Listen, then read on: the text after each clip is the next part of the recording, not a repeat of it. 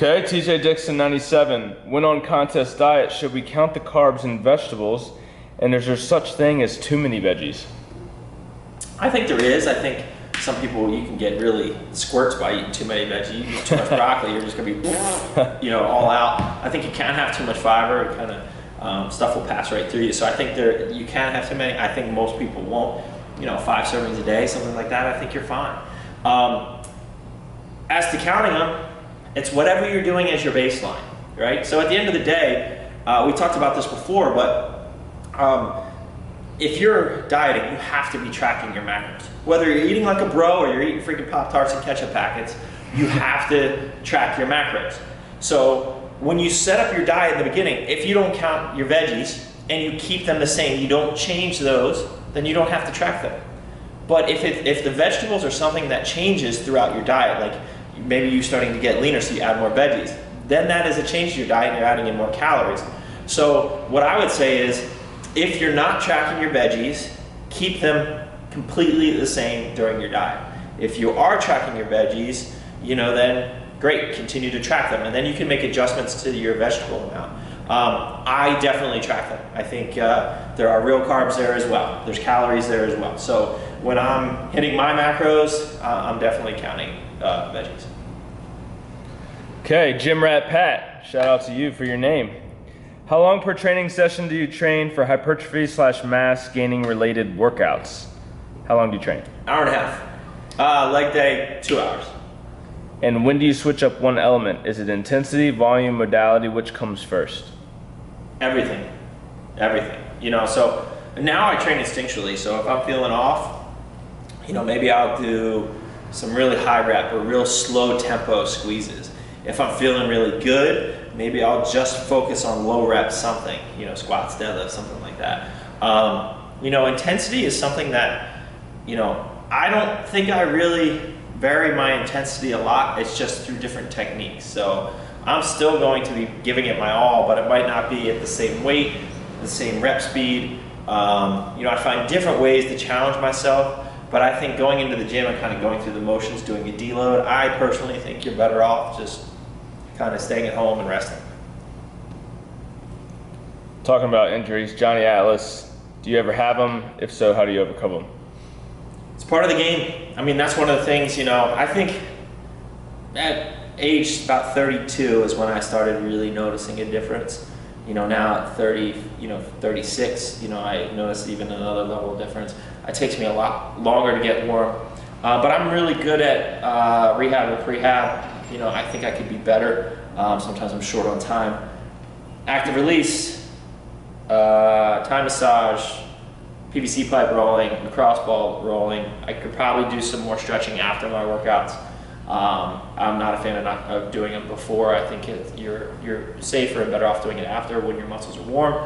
But I think that's a part of it. I mean, we all go through injuries. Yeah, I've had injuries. I had a really bad shoulder injury back in 2011. That's probably one of the reasons why I didn't compete. I took 5 years off between my shows because that kind of set me back about a year. But I continued to train the whole time. I just had to find new ways to train.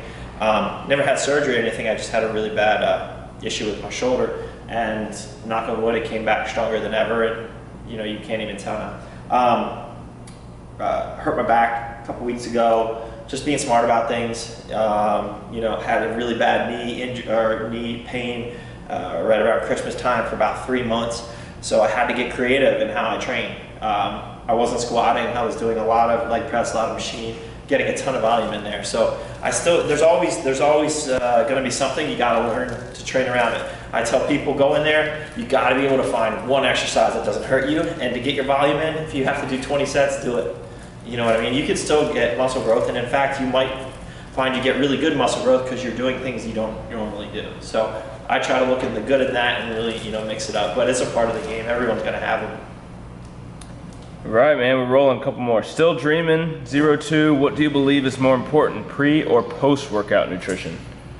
I think they're both really important. I think those are the most important times of days that get carbohydrates, good protein sources.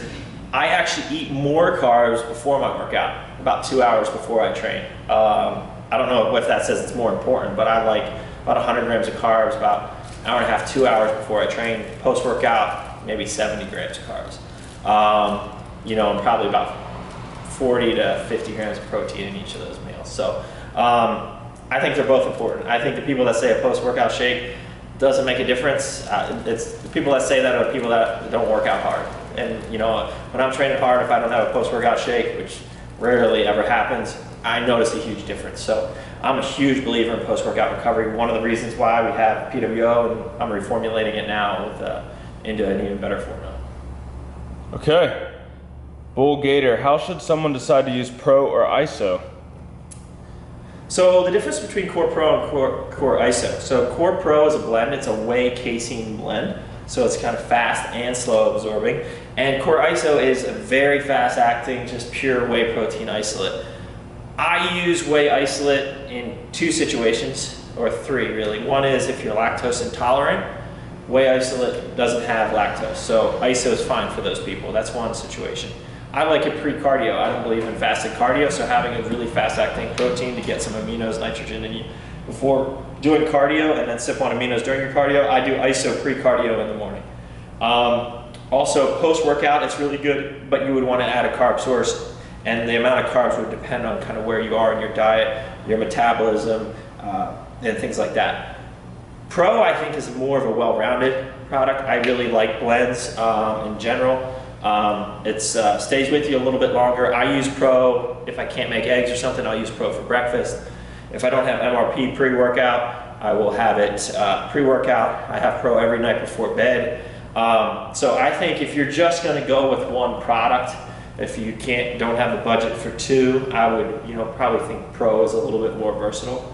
But yeah, I mean, there's different situations for each of them. All right, man, a couple more. Rob Samuel 1. When is Core Grow coming to the UK? Is A-List getting Grow? Yeah, it's going to be on the next sea freight order or large pallet order to them, which should be in the next month or so. So Grow is definitely going over there. I think they're getting, right now, or did we just send some? We might even just send some. Core Z's is coming, will be there in the next 2 weeks, and Core Grow is definitely coming. If not in 2 weeks, it'll be probably 6 weeks, let's say. Awesome. Luke DeCellis, what are your thoughts on reverse dieting and whether or not it may hinder growth versus big surplus/high body fat? Don't really understand. What are your thoughts on reverse dieting and whether or not it may hinder growth? I don't think it hinders growth. I think it's really important. There's no way that your metabolism is going to change and switch back on and speed up overnight. So you have to reverse diet. I think sometimes people might overdo it and could reverse diet faster and get to a more optimal level quicker. But I think it's super important. If you take 6 months to diet down, it should really take you 3 or 4 months to feel back to. All right, we had a little bit of a technical issue there, so I think we were just talking about how long it should take to reverse diet. So yeah, I think reverse diet is really important, and it's something we need to do. What was the other question that we did before the tape ran out? Coach, is it as important in the off season as much, or grow season? Yeah, I think a lot of people come to me and ask for coaching in the off season because I think it's so important. You don't make gains when you are dieting down. You don't put on muscle.